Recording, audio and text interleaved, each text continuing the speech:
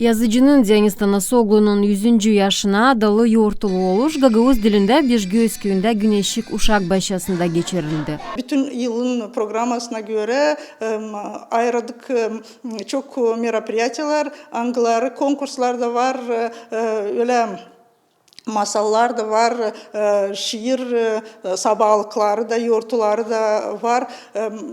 Biz Gagavuz dilimizi öğreniyoruz, halkın kültürasını öğreniyoruz, uşaklarla türküler çalıyoruz, oyunlar oynuyoruz. Biz umutlanıyoruz, hani bizim uşaklarımız, biz yıkıyoruz o tomcazları, angıları kökleşik bizim uşakların fikirlerinde, yüreklerinde de onlar olacaklar bizim ana dilin koruyucusu hem de ilerleticisi. Sadece onlarda umudumuz ama şimdi biz lazım yapalım onu, hani bizim umutlarımız gerçekleşsin.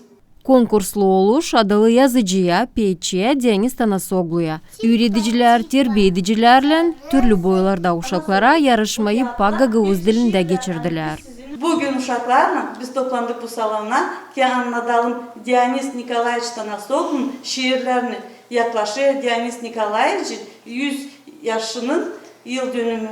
O için biz sizinle bugün güzel şiirler anlatacağız. O yazdı tabiat için, yazdı uşaklar için, vatan için. Biz onları öğrendik da bugün uşaklarla anlatacağız. Deniz Tanasoglu büyücek, büyücek, büyücek. Gel bana, bir laf söyleyeceğim sana. Yapacağım ben bir gevcek, sen taşı bana kumacağız. Gün işler, gün işler. Güzel sıvaklan, açmara yaprak dizer. Açta çiçek, surada meyve düzer. Gün ısıdı dışarıları, ha bakalım tırnakları. Su boyuna çıkarlar, büyük gözlü kurbağalar. Barışmadı çekilirler, sansın büyük keşleri var. Peyçi Deniz Tanasoglu yazdığı şiirleri nice küçüklere öyle de büyüklere değine. Onun yaratmaları girerler üretmek programmalarına. Svetlana Dimitroglu, Grigoriy Stavilov, Maria Kazako, GRT Haberler.